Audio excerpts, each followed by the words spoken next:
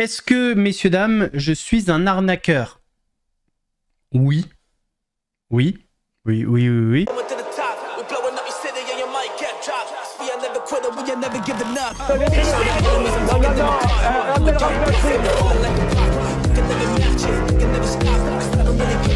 Vous fumez, monsieur?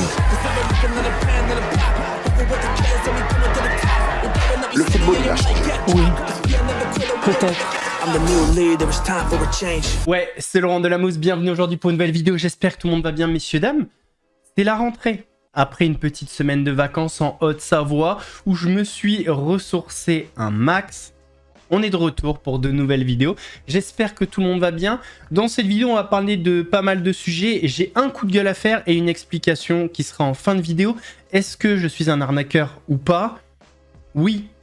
Et je vous expliquerai pourquoi à la fin de la vidéo. Avant de partir pour cette nouvelle vidéo, c'est le moment de soutenir la chaîne et moi-même en mettant votre plus gros pouce bleu, votre meilleur commentaire. On n'oublie pas de s'abonner et d'activer la cloche pour ne pas rater les prochaines vidéos. On fait de même sur la chaîne principale, la chaîne Mousse. Vous avez eu une série de vidéos sur Guillaume Play. On va lancer Instagram. Le nouveau, voilà, je me suis fait bannir l'ancien encore une fois. Le nouveau, c'est Mousse YouTube. Je vous le mettrai en description, en commentaire épinglé. Sur TikTok, sur Twitch pour ne pas rater les lives du dimanche soir à 21h30. On va chercher à boire manger. On se met à l'aise. Et moi, je m'occupe du reste. Messieurs, dames, on va commencer par le coup de gueule. Je suis en pétard. Je suis en pétard, là. Les cheveux en pétard. C'est quoi votre problème, la France Insoumise, là? Comment vous pouvez défendre le rejet par la gauche de la perpétuité pour les auteurs de viols en série sur des mineurs de moins de 15 ans? Des viols en série sur des mineurs de moins de 15 ans. Comment vous pouvez être contre ça? Bon, je vous laisse écouter déjà Éric Coquerel qui va vous expliquer et ensuite on passe au plus choquant. Un certain nombre de députés de gauche, dont les députés LFI, ont décidé de voter contre l'instauration de la perpétuité pour les violeurs en série sur des mineurs de moins de 15 ans.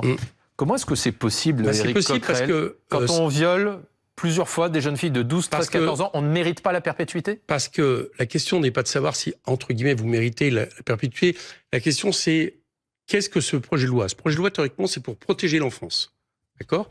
Donc, il y a longtemps que nous savons qu'en réalité, la surenchère pénale est, par exemple, de dire vous allez mettre une peine tellement forte qu'elle va être dissuasive, ça ne marche pas. Je vous rappelle, je n'ai pas besoin de vous Alors, rappeler. on est au-delà de ça. Comment? On est au-delà de l'effet dissuasif. Quand vous avez des personnes qui violent 10, 15 vous pensez gamins, que quand quelqu'un même ne viole qu'un gamin, vous pensez que à un moment donné, le fait que la peine soit plus longue, c'est dissuasif. C'est juste que c'est encore pire quand on est multirécidiviste. Ça me fait penser à M. Badinter lorsqu'il a fait voter la loi contre la peine de mort, qui rappelait que quand Bontemps a été condamné à mort, vous avez M. Henry qui criait à mort. Vous faites comme votre collègue à celui-là même qui l'a défendu. Citer Badinter, c'est très mal passé à l'Assemblée. Je reviens. Vous savez que ça a déclenché un tollé. C'est l'aspect dissuasif, on sait que c'est pas ça qui protège. D'accord? Deuxième chose, après, on va pouvoir, à un moment donné, considérer que, du coup, par rapport à des crimes horribles ou de ce type, la seule solution, c'est la perpétuité. Mais si c'est la perpétuité, d'ailleurs, ça a été proposé, même le gouvernement a quand même voté contre, il faut que ça soit incompressible si on pense que ces gens-là ne doivent plus sortir. Donc la question, elle n'est pas là. La question, elle est, si on veut protéger les enfants, comment on fait pour prévenir? Comment on fait pour empêcher la récidive? Et figurez-vous, de ce point de vue-là, les associations... Attends, laissez-moi finir. On ne peut pas, d'un côté, laisser penser que avec une surenchère pénale, où on met toujours la surenchère pénale, on va faire semblant, par rapport aux Français, de régler la question. La question, elle se règle par des moyens. Non, vous comprenez le symbole, vous votez non à la perpétuité pour les violeurs d'enfants multirécidivistes. Mais parce que c'est une surenchère. Vous comprenez pourquoi ce vote de non, ça choque? La question n'est pas... La question... Mais, vous savez, le fond d'une société, par rapport à des peines, c'est de penser si une personne peut ou pas, à un moment donné, une fois qu'il a accompli sa peine, se racheter, etc. C'est un problème philosophique. Ça sert à ça, la prison. Oui, mais là, vous voyez bien qu'en réalité, personnes représentent un danger pour la société, on les sort de la société. La question qui est posée là, les gens ne peuvent pas remettre la peine de mort parce que, notamment, au niveau des traités européens, c'est pas possible. Mais vous voyez bien que, de manière sous-jacente, c'est la question. C'est-à-dire l'idée que on va régler tous les problèmes de la société avec une surenchère pénale. Je dis que c'est démagogique. Je dis que c'est hypocrite. Parce que si, après ça, j'ai vu la ministre qui était pourtant plus raisonnable, mais qui, après, a exploité cette histoire sur les médias. Si, après ça, vous dites, ah, mais en réalité, ils n'ont pas voulu ça, ils n'ont pas voulu... certains ont même dit que nous voulions laisser en liberté, c'était du côté du RN, M. Odoul. Ce que nous proposons, c'est qu'on mette les moyens nécessaires en protection de l'enfance, au niveau de l'ASE, au niveau de la récidive. Aujourd'hui, il faudrait au moins 3 milliards d'euros. Et bien, figurez-vous, le budget de la justice ne propose que 130 millions d'euros en plus. Et en plus, c'est indiqué que ça ira surtout sur les questions de personnel de prison et le narcotrafic. Autrement... Bon, là, ça fait peur. Hein. Là, ça fait peur. J'avais presque l'impression de voir un mec expliquer des choses dont il n'est pas convaincu. En fait, le truc qui m'énerve le plus, c'est les personnes qui sont tellement matrixées politiquement qu'ils vont défendre un projet de loi, une idée, une position, alors qu'en réalité, ils ne sont pas en accord avec cette position. Au-delà de l'effet dissuasif, en fait, c'est même pas ça le problème, c'est surtout, peine de mort, ça, c'est encore un autre débat. On parle de violeurs en série. Donc, des mecs qui ont violé plusieurs fois des mineurs de moins de 15 ans. Mais la perpétuité, c'est le minimum. Comment on protège les enfants, sinon? On les reçoit un par un. Bon, alors, Jean-Luc, ok. Alors, c'est vrai, t'as violé 5 filles. Mais maintenant, on arrête. C'est tout, on n'embête plus les adolescentes. C'est bon, Jean-Luc? On se serre la main? Allez, c'est bon, tu peux... Non, mais s'il vous plaît... Vous voyez bien que c'est un problème. C'est un problème pour les Français. C'est un vrai sujet. Et la perpétuité, c'est le minimum. C'est... Enfin, je sais pas. Je suis halluciné. Et écoutez cette députée LFI. Elle parle de réinsertion, quoi. D'ailleurs, le terme réinsertion, par rapport à ce sujet-là, il fait mal à la tête. Bref, je vous laisse écouter. Nous allons aborder cette discussion sur l'instauration d'une peine de réclusion criminelle à perpétuité pour viol sériel sur les mineurs de 15 ans. Et cela, c'est condamner le détenu à la mort sociale dans le silence et à aucun moment ne favoriser son insertion, sa réinsertion ou la compréhension des actes commis, puisque s'il n'y a pas de perspective de libération, eh bien cela ne donne aucunement envie de faire des efforts de réinsertion. Pour être bien clair pour les personnes qui nous écoutent, ici on nous propose la prison à perpétuité pour les auteurs de viols sur mineurs dans le cas où c'est des actes répétés sériels. Qui demande ça? Le Rassemblement national. Et ça illustre le positionnement et les dérives graves qu'il se passe sur ces débats. Et précision pour les matrixés du bulbe, c'est pas parce que je m'attaque à LFI sur ce sujet-là que je suis à droite, extrême droite, ce que vous voulez. Bon, je sais qu'il y en a, c'est blanc, noir, c'est entre deux, il se passe rien. D'ailleurs, il se passe pas grand-chose dans leur bocal. Mais bref, c'est pas le cas. Voilà. Si c'était la droite qui avait fait ce rejet, ça serait la même chose. Le RN, pareil, peu importe. Ici, on n'est pas impliqué politiquement, donc on peut dire ce qu'on veut sur n'importe qui. Mais j'espère que vous n'êtes pas matrixé au point de suivre votre parti sur tous les sujets parce que c'est votre parti. Ayez un petit peu de conscience, un petit peu d'esprit critique, voilà, individuel. On n'est pas des moutons, pas dans une secte. Le gourou dit ça, sautez tous d'un pont. Non. Allez, on est ensemble. Messieurs, dames, hier, c'était la finale de la Coupe du Monde et malheureusement, il n'y avait pas l'équipe de France. Quelle tristesse quand même cette Coupe du Monde. Mais bon, on est tombé sur une équipe d'Espagne qui a été bien meilleure que nous lors de la demi-finale. Bon, hier, l'Espagne a surclassé l'Argentine. D'ailleurs, le match était terriblement chiant. Les Argentins, c'est horrible à avoir joué. Ils ont perdu, le football a gagné, la corruption a perdu. Ce qui a pas mal étonné et surpris, enfin, pas tant que ça au final, c'est des petits incidents à la fin du match. Il y a eu des petits accrochages, des petits coups de poing, des balayettes par les Argentins, forcément.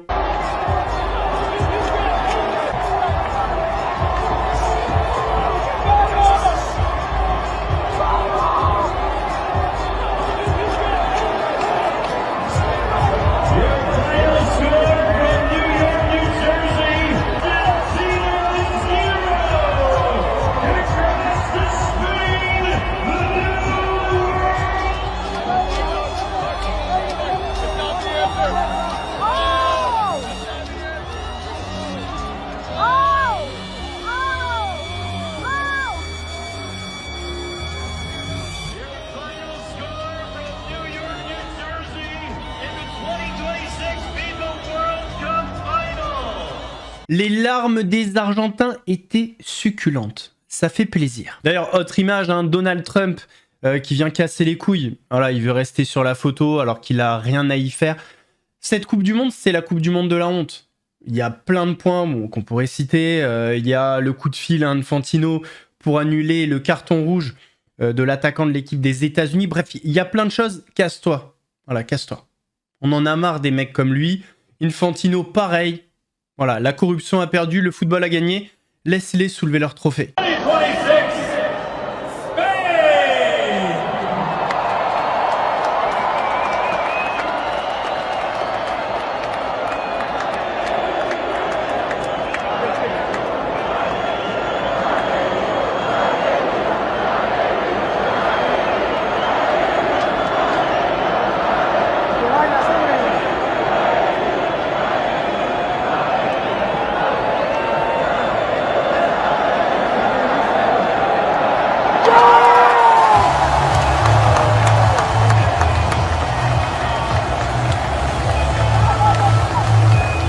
Messieurs, dames, est-ce que Julien Lepers est à l'origine d'une arnaque?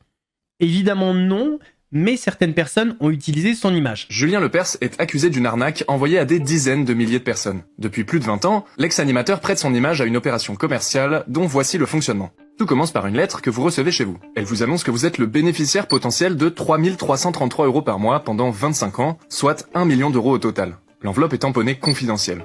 Dans certains courriers, on retrouve même une imitation de chèque avec le montant d'1 million d'euros. Pour susciter la confiance, le courrier est assorti d'une image dédicacée de Julien Lepers et d'un mot signé à son nom. Je serai ravi d'être à vos côtés le jour où nous fêterons ensemble votre nouvelle vie. Le courrier vous invite à appeler un numéro pour voir quel prix vous revient. Mais au téléphone, bien sûr, on vous annonce que vous n'avez rien gagné. Par contre, on vous propose de payer un abonnement d'une 50aine d'euros par mois pour jouer à des tirages groupés à l'euro-million. Plusieurs témoignages évoquent un discours confus au bout du fil. Des victimes pensent qu'on leur demande des coordonnées bancaires pour encaisser des gains alors qu'on leur prélève un abonnement. C'est une grossière arnaque. S'il n'y avait pas le nom de Julien Lepers sur la lettre, je n'aurais pas rappelé. C'est trompeur. Sur le site Signal Arnaque, plus de 380 signalements ont dénoncé la pratique commerciale. J'assume à 100% être le parrain, car tout est légal. Nous a affirmé Julien Lepers. L'opération est pilotée depuis plus de 20 ans par la société Stardata, une agence de conseil en marketing. C'est son fondateur, Emmanuel Lecoq, qui signe les courriers. En échange de son image, l'ancien animateur de Questions pour un champion touche une commission au montant inconnu. Après l'affaire de la petite Liana, Gérald Darmanin avait annoncé la réouverture de 70 000 plaintes.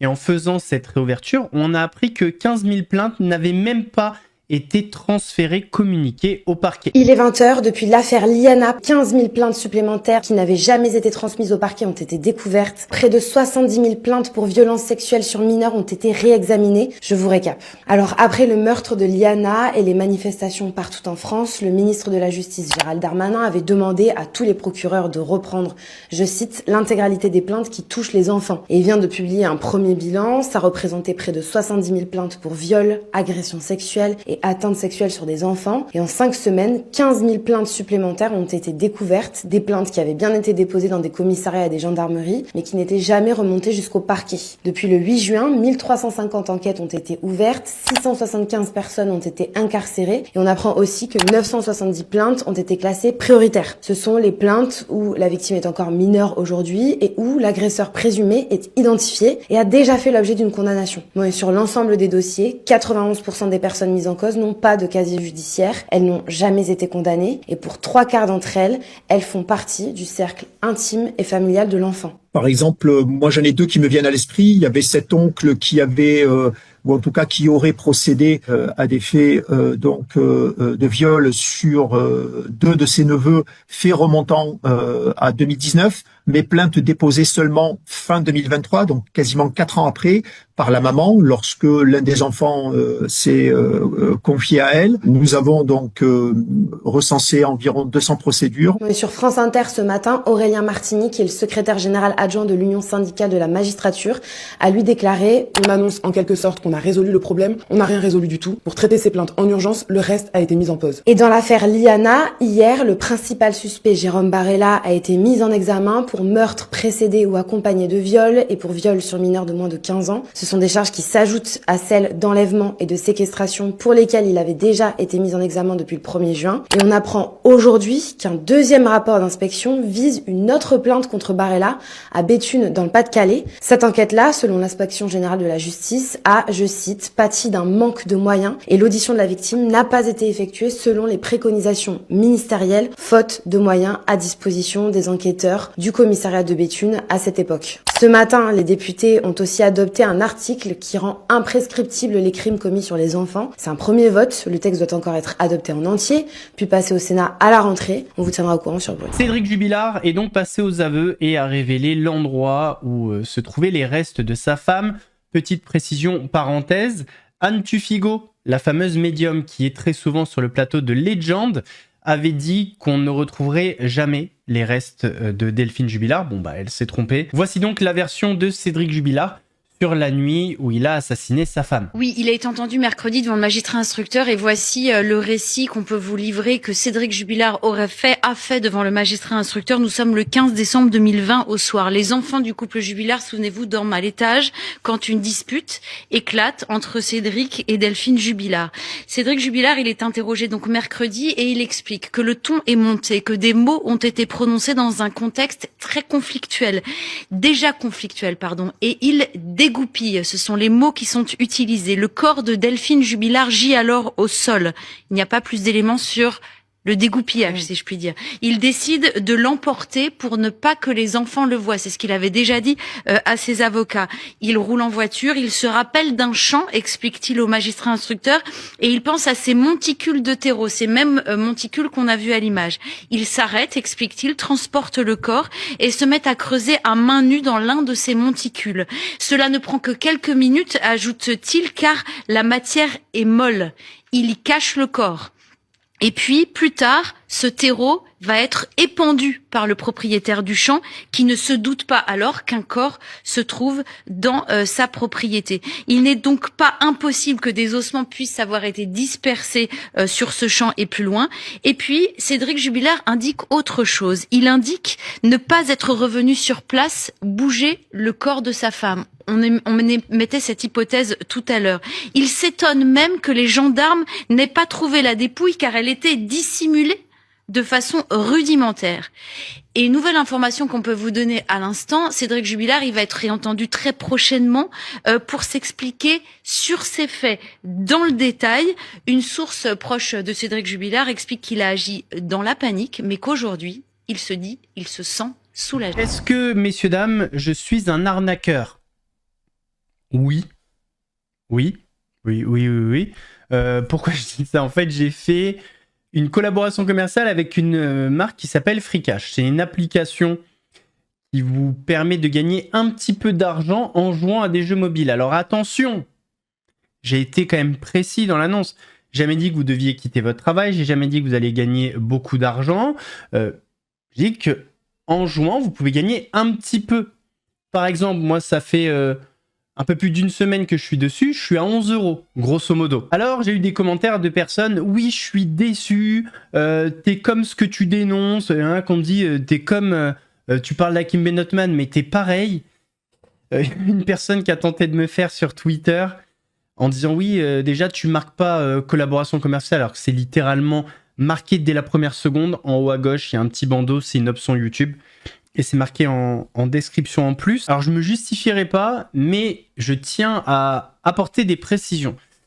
Je n'ai jamais eu la haine envers les influenceurs ou influenceuses qui font des placements de produits. Si les placements de produits sont bons, on va dire, il y a quand même des bons placements de produits, on va pas se mentir.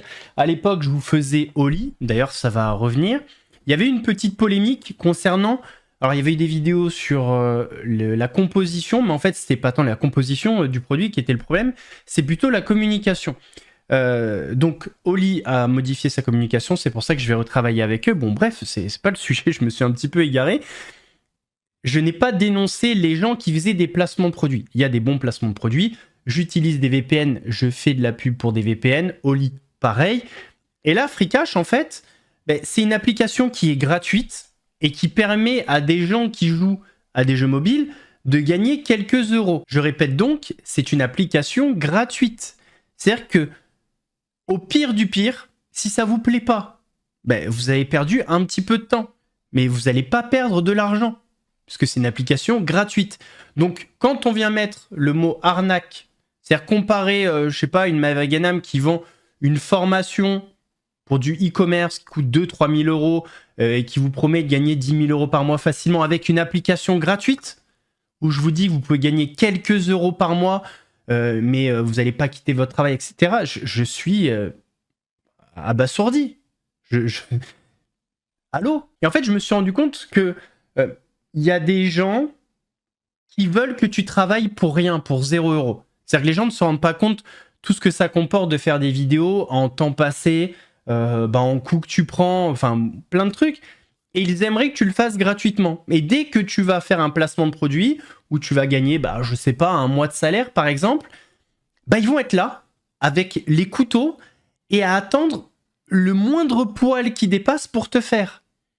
C'est pas une application de jeu d'argent. C'est une application. Je fais pas la pub, je l'ai faite une fois, voilà. Mais c'est pas une application de jeu d'argent, comme un casino en ligne ou des paris sportifs. C'est une application qui fait que vous allez gagner quelques euros, quelques centimes, c'est peut-être un petit peu long, mais au final, voilà, en jouant à des jeux mobiles gratuits. Point. Là, je vais vous montrer un screen. Donc, je discute avec la personne qui a essayé de me faire sur Twitter. Donc ça, c'est une personne anciennement dans le collectif AVI qui s'en prend à moi parce qu'à un moment donné, je me suis pas laissé faire par d'anciens membres du collectif AVI, notamment dans l'affaire Benotman. Et bon, bref, ils sont un petit peu sur mes côtes. Rappelons quand même que c'est un homme qui a une photo de profil de femme et qui se fait passer pour une femme sur les réseaux. Et ça vient donner des leçons de morale, d'éthique et de sincérité. Bon, bref, c'est encore un autre truc. Que l'application ne te plaise pas, donc c'est moi qui dis ça, ok, mais tu sais très bien que c'est pas une arnaque. Bien sûr que si. Je rappelle quand même que l'application est notée 4,6 sur Trustpilot et il y a plus de 200 000 avis. Et donc je lui dis, un truc simple, tu as vérifié par toi-même au moins? Oui. Montre, fais un screen de ton compte. Et vraiment, quand tu es dans cette sincérité, le screen, ça te prend 2 secondes. Donc moi je lui dis, ça devrait être rapide, en 2 minutes. J'ai pas ton time. Pourtant, il a eu le time de faire... un tweet, 2 réponses, de me répondre, enfin bref. Et donc moi, direct, je lui envoie mon screen, donc on voit, j'ai 10,57 €. En fait, c'est ça le truc, c'est ce que je vous dis. Il y a des gens qui veulent vous faire et qui sont pas dans cette honnêteté. Alors, bien évidemment que gagner de l'argent sur cette application, ça peut être un petit peu long. Je vous mettrai le lien en description d'un mec qui a testé l'application pendant 1 an. Et vous allez voir ce qu'il a gagné. C'est pas une somme folle, mais voilà, si on est assidu, entre guillemets, bref. Peu importe, chacun fait ce qu'il veut, encore une fois. S'il y a des gens qui jouent beaucoup aux jeux mobiles, ça peut être intéressant. Peut-être vous allez vous faire 25 € par mois, j'en sais rien. Ça dépend un petit peu de la fréquence. Il est vrai qu'avant de retirer, il faut arriver donc à ces 25 €. Donc si vous êtes à 15 €, c'est une somme et vous pouvez pas encore les retirer. Je comprends que ça puisse être frustrant, mais le mot arnaque, c'est pas adapté. Tout simplement. Puisque la promesse, c'est une application mobile qui permet de gagner, un petit peu d'argent en jouant à des jeux, c'est la vérité. Et ensuite, j'ai jamais dit que vous deviez quitter votre travail, que ça allait remplacer votre taf, que ça allait être un complément de salaire ou quoi que ce soit d'autre. Donc au pire du pire, ça vous plaît pas, vous voulez pas, vous dites c'est de la merde, ok, il n'y a pas de souci. Il y a des gens qui disent que le Crédit Agricole c'est de la merde et pourtant c'est une entreprise connue et reconnue en France. Enfin, après, chacun a son avis sur les choses. Que vous perdiez votre temps, ok, pourquoi pas, mais en même temps, ça reste gratuit. Vous perdez pas d'argent. Maintenant, la question, c'est qu'est-ce qu'on met derrière le mot arnaque? Est-ce qu'une arnaque, c'est acheter une formation qui coûte 3 000 € et qui vous promet de gagner 10 000 € par mois? Ou est-ce que c'est télécharger une application gratuite que vous pouvez désinstaller à tout moment si ça vous plaît pas? Et au pire du pire, vous avez perdu du temps. Un petit peu de temps, ça dépend de vous. Chacun se fera son avis. Messieurs, dames, on arrive à la fin de cette vidéo. J'espère qu'elle vous a plu. Si c'est le cas, votre plus gros pouce bleu, votre meilleur commentaire. On n'oublie pas de s'abonner et d'activer la cloche pour pas rater les prochaines vidéos. On fait de même sur la chaîne principale, la chaîne Mousse. On me rejoint sur Instagram, le nouveau Mousse YouTube en commentaire épinglé, sur TikTok, sur Twitch pour pas rater les lives du dimanche soir à 21h30. Nous on se donne rendez-vous mercredi pour une nouvelle vidéo actu. En attendant, prenez soin de vous. Laurent de la Mousse vous salue.